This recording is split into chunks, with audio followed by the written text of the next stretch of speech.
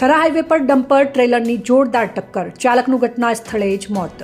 Thara national highway પર dumper અને trailer વચ્ચે ભયંકર અકસ્માત થયો હતો. અકસ્માત એટલો ગંભીર હતો કે ટ્રેલર ચાલક શંકરભાઈ ગુજ્જરનું ઘટના સ્થળે જ મોત નીપજ્યું.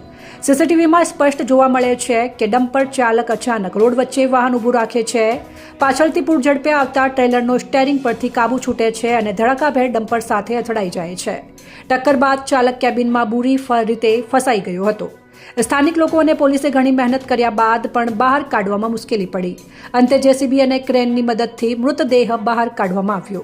મૃતદેહને પોસ્ટમોર્ટમ માટે હોસ્પિટલ ખસેડવામાં આવ્યો છે. આ અકસ્માત બાદ હાઈવે પર લોકોના ટોળા એકઠા થયા હતા. પોલીસે ટ્રાફિક નિયંત્રણ માટે ખટપટ કરવી પડી. થરા પીઆઈ કેબી દેસાઈએ જણાવ્યું કે ટ્રેલર રાજસ્થાનથી ટાઇલ્સ પાવડર લઈને મોરબી તરફ જઈ રહ્યું હતું. અકસ્માત અંગે આગળની કાર્યવાહી ચાલુ છે. જોતા રહો સેન્ટ્રલ ભારત ન્યૂઝ બ્યુરો.